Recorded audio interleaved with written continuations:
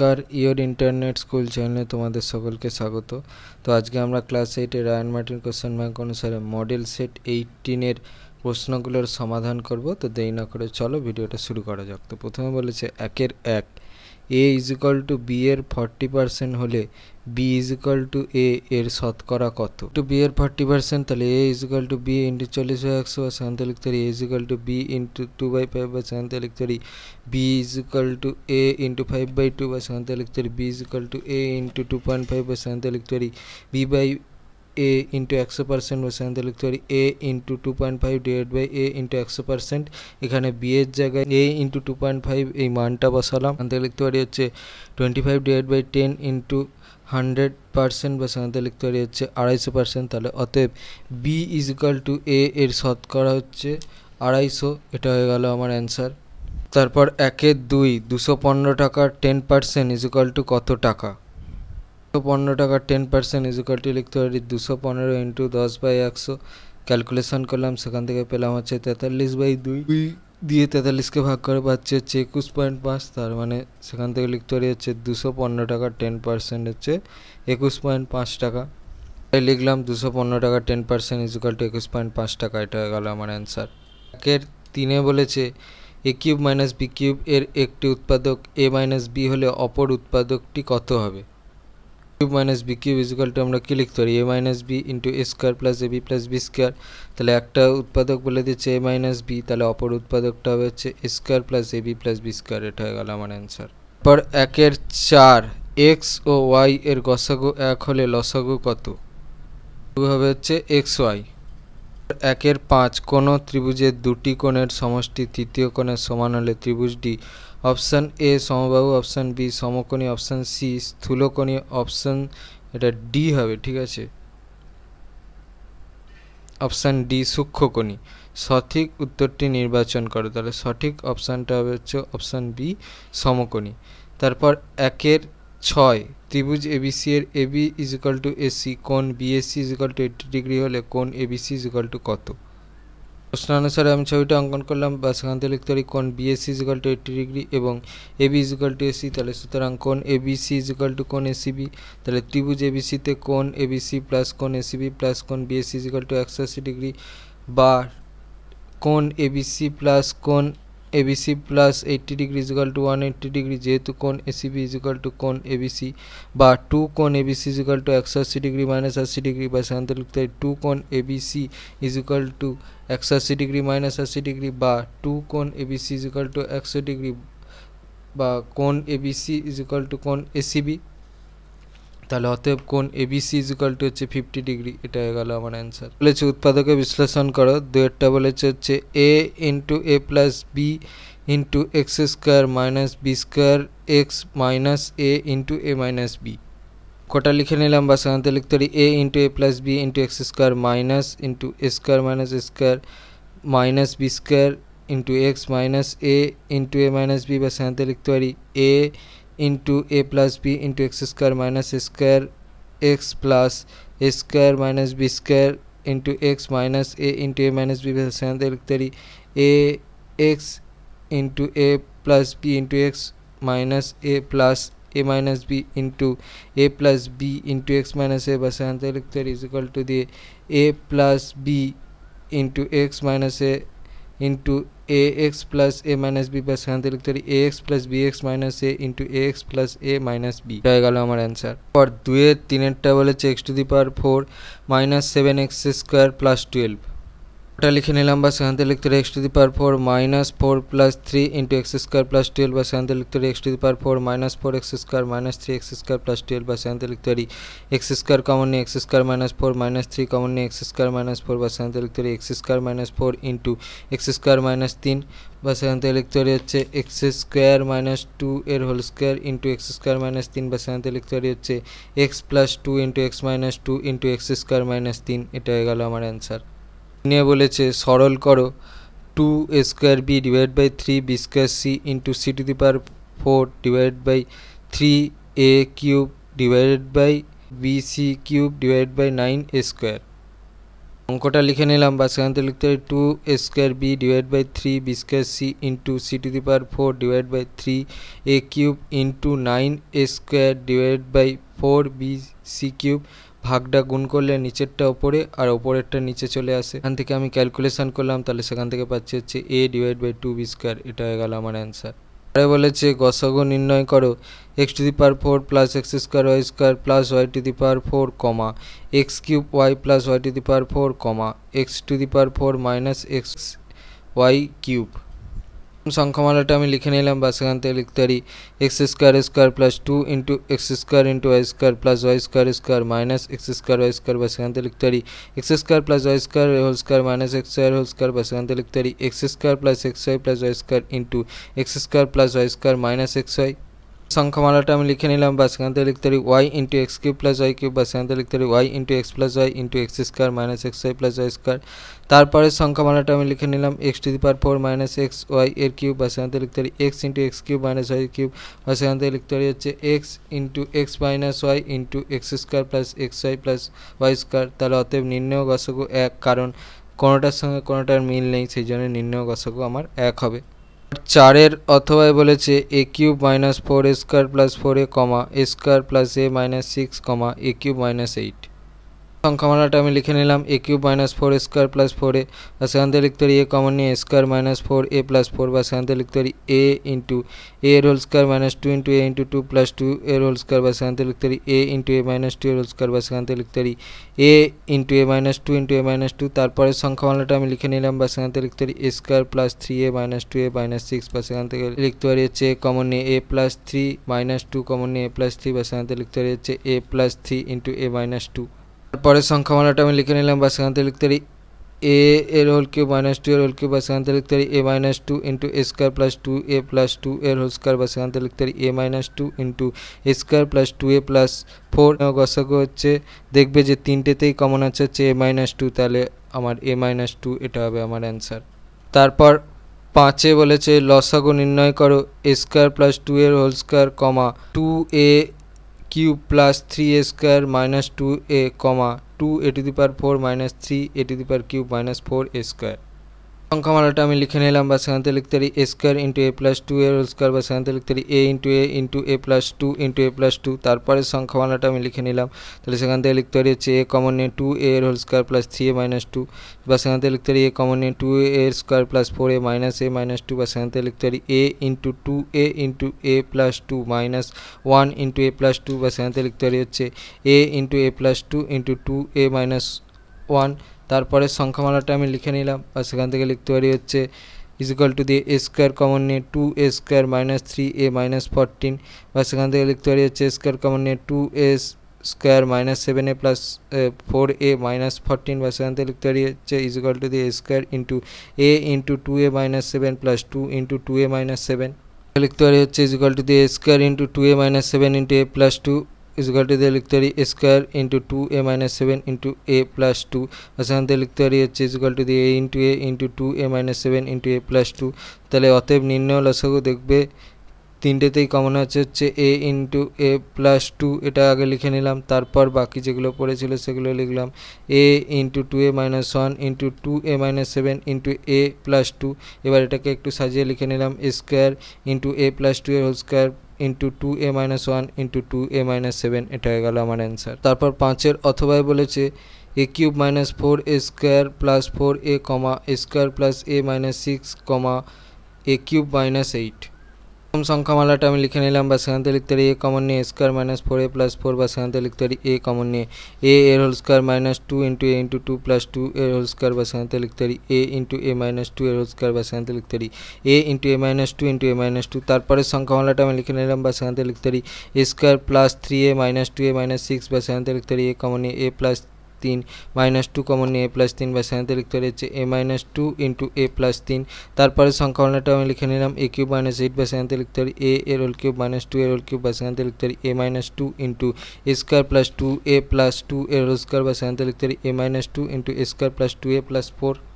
অতএব নির্ণয় লসাগু দেখবে হচ্ছে তিনটেতেই কমন আছে এ মাইনাস 2, তাহলে এটাকে আমি আগে লিখলাম। তারপর যেগুলো পড়েছিল সেগুলো লিখলাম এ ইন্টু এ মাইনাস 2 ইন্টু এ মাইনাস 3 ইন্টু এ স্কোয়ার প্লাস 2a প্লাস 4। এবার এটাকে একটু সাজিয়ে নিয়ে লিখে নিলাম ইকুয়াল টু দিয়ে a into a minus 2 whole square into a plus 3 into a square plus 2a plus 4। এটা হয়ে গেল আমার অ্যান্সার। 6 একটা বলেছে চিনির মূল্য 20% বেড়ে গেছে, তাই চিনির মাসিক খরচ অপরিবর্তিত রাখতে চিনির মাসিক ব্যবহারের পরিমাণ শতকরা কত কমাতে হবে।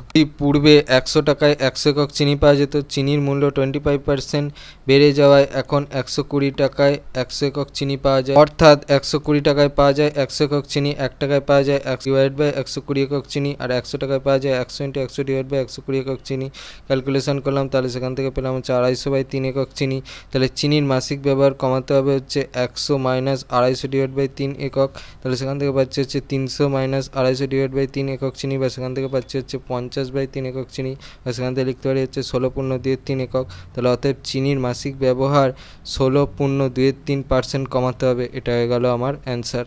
তারপর 6 বলেছে এক পাত্র শরবতে 3:1 অনুপাতে সিরাপ ও জল মেশানো আছে, এই শরবতের কত অংশ তুলে নিয়ে সমপরিমাণ জল ঢাললে নতুন মিশ্রণে সিরাপ ও জলের অনুপাত 1:2 হবে। এই x একক শরবত আছে, এর y একক শরবত তুলে নিয়ে সমপরিমাণ জল, x একক শরবতে সিরাপ আছে হচ্ছে 3/4 ইন্টু x একক, তাহলে সেখান থেকে লিখতে পারি হচ্ছে 3x/4 একক, এবং জল আছে ইকুয়াল টু দিয়ে লিখতে পারি হচ্ছে x/4 একক। আবার y একক শরবতে সিরাপ আছে হচ্ছে 3/4 ইন্টু y একক, তাহলে সেখান থেকে লিখতে পারি হচ্ছে 3y/4 একক, এবং জল আছে হচ্ছে y/4 একক। তাহলে x একক শরবত থেকে y একক শরবত তুলে নিলে অবশিষ্ট শরবতে সিরাপ থাকবে হচ্ছে 3x/4 - 3y/4 একক, এবং জল থাকবে হচ্ছে x/4 - y/4 একক। আবার y একক জল মেশালাম, তাহলে অতএব এখন জলের পরিমাণ হলো x/4 - y/4 প্লাস y একক।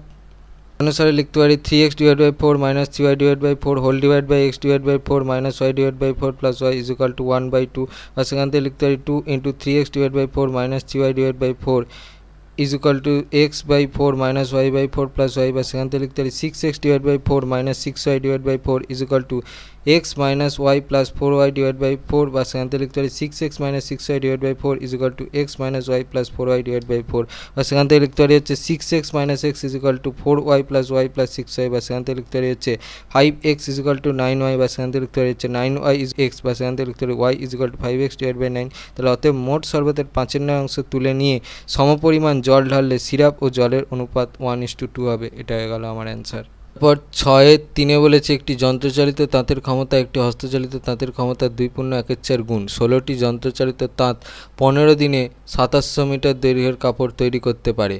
1080 মিটার দৈর্ঘ্যের কাপড় 18 দিনে তৈরি করতে কটি হস্তচালিত তাঁত লাগবে? এর ভাষায় সমস্যাটি হলো কাপড়ের দৈর্ঘ্য মিটারে, সময় দিন, হস্তচালিত তাঁতের সংখ্যা। কাপড়ের দৈর্ঘ্য 1080, সময় 18, হস্তচালিত তাঁতের সংখ্যা 12। কাপড়ের দৈর্ঘ্য 2700, সময় 15, হস্তচালিত তাঁতের সংখ্যা হওয়ার, তাহলে কাপড়ের পরিমাণ স্থির রেখে সময় বাড়ালে হস্তচালিত তাঁত কম লাগবে, সুতরাং সময় ও হস্তচালিত তাঁতের মধ্যে ব্যস্ত সমানুপাতি সম্পর্ক। আবার সময় স্থির রেখে কাপড়ের পরিমাণ বাড়ালে হস্তচালিত তাঁত বেশি লাগবে, সুতরাং সারি সংখ্যা ও হস্তচালিত তাঁতের মধ্যে সরল সমানুপাতি সম্পর্ক। তাহলে অতএব মোট হস্তচালিত তাঁত প্রয়োজন হচ্ছে 12 × 2700 ডিভাইড বাই 1080 × 18 15টি। ক্যালকুলেশন করলাম, তাহলে সেখান থেকে পেলাম হচ্ছে 36টি। আবার একটি যন্ত্রচালিত তাঁতের কাজ ইজ ইকুয়াল টু 9/4টি হস্তচালিত তাঁতের কাজ, যেহেতু 2.1/4 ইজ ইকুয়াল টু 9/4, তাহলে অতএব একটি হস্তচালিত তাঁতের কাজ ইজ ইকুয়াল টু 4/9টি যন্ত্রচালিত তাঁতের কাজ। তাহলে অতএব 36টি হস্তচালিত তাঁতের কাজ ইজ ইকুয়াল টু কি 4/9 × 36টি যন্ত্রচালিত তাঁতের কাজ। তাহলে 9 দিয়ে 36কে কাটলে 4, তাহলে 4×4 16 দিয়ে লিখতে পারি হচ্ছে 16টি যন্ত্রচালিত তাঁতের কাজ। তাহলে অতএব নির্ণেয় যন্ত্রচালিত তাঁতের সংখ্যা ইজ ইকুয়াল টু হচ্ছে 16টি। এটা হয়ে গেল আমার অ্যান্সার। 6 5 অশ্ব ক্ষমতা সম্পন্ন একটি পাম্প 36,000 লিটার জল 8 ঘন্টায় উপরে তুলতে পারে। 7 অশ্ব ক্ষমতা সম্পন্ন পাম্পের 63,000 লিটার জল তুলতে কত সময় লাগবে তৈরাসিক পদ্ধতিতে হিসাব করে? এর ভাষায় সমস্যাটি হলো পাম্পের ক্ষমতা, অশ্ব ক্ষমতা, জলের পরিমাণ লিটার, সময় ঘন্টা। পাম্পের ক্ষমতা হচ্ছে 5, জলের পরিমাণ হচ্ছে 36,000, সময় হচ্ছে 8। পাম্পের ক্ষমতা হচ্ছে 7, জলের পরিমাণ হচ্ছে 63,000, সময় হচ্ছে ওয়াট। তাহলে পাম্পের ক্ষমতা স্থির রেখে জলের পরিমাণ বাড়ালে সময় বেশি লাগবে, সুতরাং জলের পরিমাণ ও সময়ের মধ্যে সরল সমানুপাতিক সম্পর্ক। আবার জলের পরিমাণ স্থির রেখে পাম্পের ক্ষমতা বাড়ালে সময় কম লাগবে, সুতরাং পাম্পের ক্ষমতা ও সময়ের মধ্যে ব্যস্ত সমানুপাতিক সম্পর্ক। অতএব জল তুলতে সময় লাগবে হচ্ছে 8 × 5/7 × 63,000 / 36,000 ঘন্টা। তাহলে সেখান থেকে ক্যালকুলেশন করে পাচ্ছি হচ্ছে 10 ঘন্টা। তাহলে অতএব 7 অশ্ব ক্ষমতা সম্পন্ন পাম্পের 63,000 লিটার জল তুলতে 10 ঘন্টা সময় লাগবে। এটা হয়ে গেল আমার অ্যান্সার। 6-5 একটি বর্গক্ষেত্রের প্রতিটি বাহুর দৈর্ঘ্য 10% বাড়ানো হলো, ওই বর্গক্ষেত্রের ক্ষেত্রফল শতকরা কত বাড়বে? ধরি বর্গক্ষেত্রের বাহুর দৈর্ঘ্য 100 একক, তাহলে অতএব বর্গক্ষেত্রের ক্ষেত্রফল হচ্ছে 100 × 100 বর্গ একক, তার মানে হচ্ছে 10,000 বর্গ একক। তাহলে বর্গক্ষেত্রের বাহুর দৈর্ঘ্য 10% বৃদ্ধি পেলে এখন বর্গক্ষেত্রের বাহুর দৈর্ঘ্য হচ্ছে 110 একক। তাহলে অতএব এখন বর্গক্ষেত্রের ক্ষেত্রফল হচ্ছে 110 × 110 বর্গ একক, তার মানে হচ্ছে 12,100 বর্গ একক। তাহলে অতএব বর্গক্ষেত্রের ক্ষেত্রফল বৃদ্ধি পেলে হচ্ছে 12,100 - 10,000 বর্গ একক, তার মানে হচ্ছে 2100 বর্গ একক। তাহলে অতএব বর্গক্ষেত্রের ক্ষেত্রফল শতকরা বৃদ্ধি পেলে হচ্ছে 2100 / 10,000 × 100%, বা সেখান থেকে লিখতে পারি হচ্ছে 21%। তাহলে অতএব বর্গক্ষেত্রের ক্ষেত্রফল শতকরা বৃদ্ধি পেলে হচ্ছে 21%। এটা হয়ে গেল আমার অ্যান্সার। 6-6 দুটি সমান আয়তনের পাত্রে যথাক্রমে 1/3 ও 1/4 অংশে ফলের রস ছিল। পাত্র দুটির অবশিষ্টাংশ জলপূর্ণ করে অন্য একটি পাত্রে সমগ্র জল মিশ্রিত ফলের রস ঢালা হলো। নতুন পাত্রে ফলের রস ও জলের পরিমাণের অনুপাত কত? পাত্রে ফলের রস আছে হচ্ছে 1/3 অংশ, তাহলে অতএব প্রথম পাত্রে জল আছে হচ্ছে 1 - 1/3 অংশ, সেখান থেকে লিখতে পারে হচ্ছে 2/3। ফলের রস আছে হচ্ছে 1/4 অংশ, তাহলে অতএব দ্বিতীয় পাত্রে জল আছে হচ্ছে 1 - 1/4 অংশ, তার মানে হচ্ছে 3/4 অংশ। অন্য একটি পাত্রে সম্পূর্ণ জল মিশ্রিত ফলের রস ঢালা হলো, তাহলে নতুন পাত্রে ফলের রসের পরিমাণ হচ্ছে 1/3 + 1/4 অংশ, তার মানে হচ্ছে 4 + 3 / 12 অংশ, তার মানে হচ্ছে 7/12 অংশ। এবং জলের পরিমাণ হচ্ছে 2/3 + 3/4 অংশ, তার সেখান থেকে হচ্ছে 8 + 9 / 12 অংশ, তার মানে হচ্ছে 17/12 অংশ। তাহলে অতএব নতুন পাত্রে ফলের রস ও জলের পরিমাণের অনুপাত হচ্ছে 7/12 = 17/12, তার সেখান থেকে লিখতে পারি 7:17। এটা হয়ে গেল আমার অ্যান্সার। 6-7 1200 মিটার লম্বা একটি সেচের খাল কাটা শুরু হওয়ার 15 দিন পর দেখা গেল খালটির 3/4 অংশ কাটা হয়েছে, বাকি অংশ কাটতে আর কতদিন সময় লাগবে? খালের দৈর্ঘ্য = 1200 মিটার, তাহলে খালের দৈর্ঘ্যের 3/4 অংশ কি লিখতে পারি 3/4 × 1200 মিটার, তার মানে হচ্ছে 900 মিটার। তাহলে গণিতের ভাষায় সমস্যাটি হলো খালের দৈর্ঘ্য মিটার, সময় দিন। খালের দৈর্ঘ্য 900, সময় হচ্ছে 15, খালের দৈর্ঘ্য 1200 - 900 300, সময় হচ্ছে ওয়াট। তাহলে খালের দৈর্ঘ্য বৃদ্ধি বা হ্রাস পেলে সময় বৃদ্ধি বা হ্রাস পাবে। তাহলে অতএব খালের দৈর্ঘ্য সময়ের সঙ্গে সরল সম্পর্কে আছে, তাহলে সরল সমানুপাত্রী হলো 900:300:15 ওয়াট, বা সেখান থেকে লিখতে পারি 900/300 = 15/ওয়াট, বা সেখান থেকে লিখতে পারি 900 × ওয়াট = 15 × 300, বা সেখান থেকে লিখতে পারি ওয়াট = 15 × 300 / 900। তাহলে ক্যালকুলেশন করে পাচ্ছি হচ্ছে 5। তাহলে অতএব খালের বাকি অংশ কাটতে আর 5 দিন সময়। এটা হয়ে গেল আমার অ্যান্সার। 7-1 বলেছে প্রমাণ করে যে ত্রিভুজের কোনো একটি বাহুকে বর্ধিত করলে যে বহিঃকোণটি উৎপন্ন হয় তার মান অন্তস্থ বিপরীত কোণ দুটির সমষ্টির সমান। বইয়ের 145 পাতায় 7 নম্বর উপপাদ্যটা, এটা তোমরা দেখে নাও। 7-1 অথবা প্রমাণ করে যে একটি ত্রিভুজের দুটি বাহুর দৈর্ঘ্য পরস্পর অসমান হলে বৃহত্তর বাহুর বিপরীত কোণ ক্ষুদ্রতর বাহুর বিপরীত কোণ অপেক্ষা বৃহত্তর হবে। আমাদের বইয়ের 153 পাতায় 9 নম্বর উপপাদ্যটা, এটা তোমরা দেখে নাও। তারপর 7-2 প্রমাণ করো যে কোনো ত্রিভুজের দুটি বাহুর দৈর্ঘ্য সমান হলে তাদের বিপরীত কোণগুলির পরিমাপ সমান হবে। তোমাদের বইয়ের 92 পাতায় 4 নম্বর উপপাদ্যটা, এটা তোমরা দেখে নাও। তারপর 7-2 অথবা প্রমাণ করো যে কোনো ত্রিভুজের তিনটি কোণের সমষ্টি 2 সমকোণ বা 180 ডিগ্রি। আমাদের বইয়ের 147 নম্বর পাতায় 8 নম্বর উপপাদ্যটা, এটা তোমরা দেখে নাও। তারপর 8-1 বলেছে ABCD ট্রাপিজিয়ামের AD প্যারালাল BC এবং কোণ ABC = কোণ BCD হলে প্রমাণ করো যে ABCD একটি সমদ্বিবাহু ট্রাপিজিয়াম। অনুসারে আমি ছবিটা অঙ্কন করলাম। তাহলে প্রদত্ত ABCD ট্রাপিজিয়ামের AD প্যারালাল BC এবং ABC = কোণ BCD প্রামাণ্য ABCD একটি সমদ্বিবাহু ট্রাপিজিয়াম, অর্থাৎ AB = DC। তাহলে অঙ্কন A ও D বিন্দু থেকে BC বাহুর ওপর যথাক্রমে AE ও DF লম্ব অঙ্কন করলাম। তাহলে প্রমাণ ত্রিভুজ AEB ও ত্রিভুজ DFC এর মধ্যে কোণ ABE = কোণ DCF, এটা প্রদত্ত। কোণ AEB = কোণ DFC, যেহেতু AEDF BC বাহুর ওপর লম্ব, AE = DF যেহেতু AD প্যারালাল BC, অতএব এডি ও বিসি বাহুর মধ্যে লম্ব দূরত্ব সমান, তাহলে অতএব ত্রিভুজ এ ই বি সর্বসম ত্রিভুজ ডি এফ সি সর্বসমতার এ এস শর্তানুসারে সেখান থেকে লিখতে পারি অতএব A B is equal to DC সর্বসম ত্রিভুজের অনুরূপ বাহু। এটা হয়ে গেল আমার প্রুফড। 8-এর 1-এর অথবা ত্রিভুজ এবিসি এর এবি এসির থেকে বড়, মানে হচ্ছে এবি গ্রেটার দেন এসি, কোণ বিএসি এর সমদ্বিখণ্ডক বিসি বাহুকে ডি বিন্দুতে ছেদ করেছে। এবি বাহু থেকে এসি এর দৈর্ঘ্যের সমান করে এই সরলরেখাংশ কেটে নেওয়া হলো, ডিই যুক্ত করা হলো। প্রমাণ করো ত্রিভুজ এ সি ডি সর্বসম ত্রিভুজ এইডি। অনুসারে আমি ছবিটা অঙ্কন করলাম। তাহলে প্রদত্ত এবিসি ত্রিভুজে এবি এসির থেকে বড়, অর্থাৎ এবি গ্রেটার দেন এসি, তাহলে কোণ বিএসি এর সমদ্বিখণ্ডক বিসি বাহুকে ডি বিন্দুতে ছেদ করে, তাহলে এই ই ইজিক্যাল টু এসি। প্রামাণ্য ত্রিভুজ এসিডি সর্বসম ত্রিভুজ এইডি। প্রমাণ ত্রিভুজ এসিডি এবং ত্রিভুজ এইডি এর মধ্যে এই ইজিক্যাল টু এসি, এটা প্রদত্ত। তাহলে কোণ ডিএই ইজিক্যাল টু কোণ ডিএসি, এডি কোণ বিএসি এর সমদ্বিখণ্ডক এডি এদের সাধারণ বাহু, তাহলে অতএব ত্রিভুজ এসিডি সর্বসম ত্রিভুজ এইডি সর্বসমতার এস শর্তানুসারে। এটা হয়ে গেল আমার প্রুফড। 8-এর 2-এ বলেছে এবিসি ত্রিভুজের এবি ইজিক্যাল টু এসি এবং কোণ এসি ইজিক্যাল টু 115 ডিগ্রি হলে ত্রিভুজটির কোণগুলির মান কত। আমাদের বইয়ের 94 পাতায় 2 নম্বর প্রয়োগটা, এটা তোমরা দেখে নাও।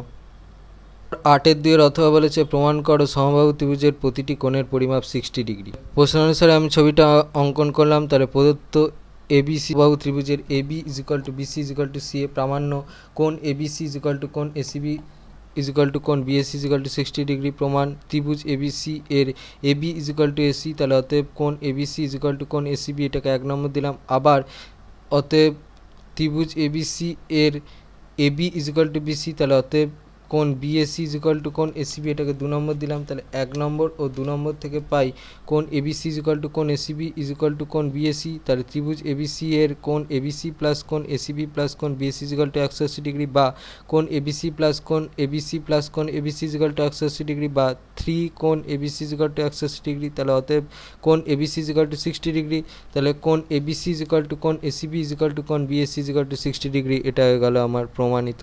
যদি ভিডিওটা ভালো লেগে থাকে তাহলে ভিডিওটাকে অবশ্যই লাইক করে দাও এবং আমাদের চ্যানেলটাকে অবশ্যই সাবস্ক্রাইব করে দাও। এই ধরনের ভিডিও নোটিফিকেশান জলদি পেতে হলে আমাদের চ্যানেলটাকে সাবস্ক্রাইব করার পাশাপাশি পাশে থাকা বেল আইকনে গিয়ে অবশ্যই ক্লিক করে দাও, যাতে করে ভিডিও আপলোড হওয়ার সাথে সাথে তোমরা তার নোটিফিকেশান পেয়ে যাও। আর দেখবে ভিডিও ডিসক্রিপশানে আমাদের টেলিগ্রাম এবং হোয়াটসঅ্যাপ গ্রুপের লিঙ্ক দেওয়া আছে, সেখানে তোমরা জলদি জয়েন হয়ে যাও। এই সমস্ত কোশ্চেন অ্যান্সার এর সলিউশনের পিডিএফ এবং অন্যান্য সাজেশনের পিডিএফগুলো জলদি কালেকশন করার জন্য। তো আজকের মতো ভিডিওটা এই পর্যন্তই, দেখা হচ্ছে পরবর্তী ভিডিওতে।